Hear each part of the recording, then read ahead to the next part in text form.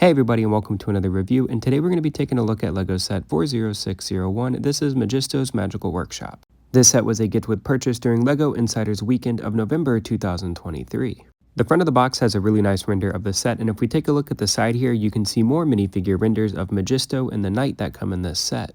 And turning the box all the way around, we get another good look at the set, this time opened up to show a lot of the detail on the inside of the workshop.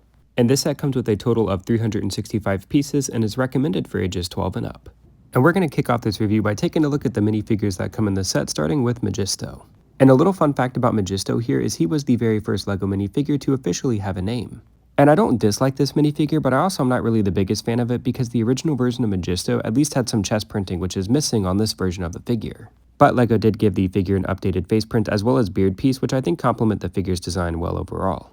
I do think having some sort of printed detail on this figure would have further complemented the new face print and beard piece that LEGO decided to give this figure. And I do feel like the reason why LEGO didn't give this figure any printing was to give it more of a vintage look, but at that point you might as well give it a classic face print and beard piece as well. I don't know, I just find it rather interesting that this figure has an updated face print and beard piece, but the rest of the figure is a little lackluster in comparison. Not to say that it's a bad figure, but I feel like it could have been a little bit better. Here's a better look at Majisto's full face print by removing his wizard hat and beard. The other minifigure that is included in this set is a female dragon knight. And I do like this minifigure a little bit more than Majisto thanks to the chest print and armor pieces that are included with this figure. I also like the design choice of being able to see the minifigure's face print through the helmet. The Dragon Knight also comes with a classic looking sword as an accessory, which I think is a great choice to complement the look and design of the figure. And as we make our way around to the back here, you can also see that this figure does come with a back print, which is really nice to see. And I do like how the minifigure's arms are blue, which is a callback to the original figure that came in this set in 1993. The Dragon Knight in the original version of this set did also come with a shield, which I think would have been a nice inclusion for this version as well. But I do feel like LEGO did a fair job with this figure, even if there are some missed opportunities. Something that is a nice inclusion is this figure does come with a hairpiece, which I think is a good design choice for customization on how you want to display your knight with or without the helmet. We're going to do a quick 180 of the figure here just to show off the hairpiece as a whole. And I do like the mold and design for this hairpiece as I think it fits the female Dragon Knight very well. With the minifigures out of the way, we're ready to take a look at Majisto's Magical Workshop itself, which has a very classic and vintage looking design in my opinion, and I think it does a good job recreating the set originally released in 1993. One of the things that really surprises me about this build is how symmetrical it is. We're going to do a quick 360 of the entire set here, and I want you to pay attention to all of the details on both sides of the set because most of them are exactly the same. Taking a look at the side of the workshop, you can see some yellow flowers surrounding the grass around the workshop as well as some trees coming out of the side. I do like the red and black roof and the design choice to add a spear clip to the top of it just to give it a little bit of extra detail. I think it looks really cool. There is a small chimney build on the back side of the roof here to give it a little bit of asymmetry, which I think is a nice detail. Another part of the build that gives some more asymmetry is some of the dark and light gray pieces are mixed and matched here in the back. But other than that, the exterior of the build is exactly the same on both sides from what I can tell. You can see that we have the same flowers and tree found on the other side of the build.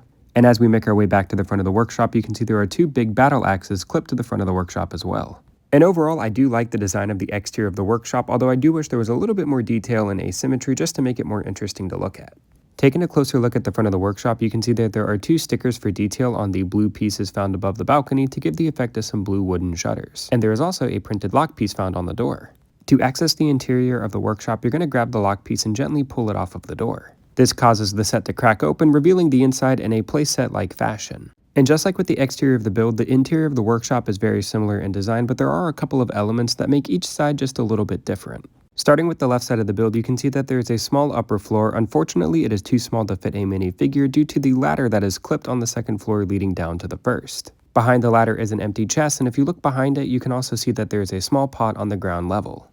Taking a look at the right side of the interior, there is enough space to place one minifigure on the upper floor, and as we move down to the ground level, you can see that there is a very simple table build that has a scroll, cup, as well as some of the knight's armor.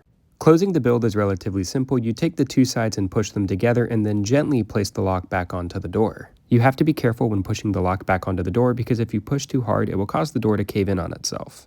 Like I said at the start of this video, this was a gift with purchase in November of 2023. But if you're interested in buying this set online, it's going to cost you anywhere from $30 to $50.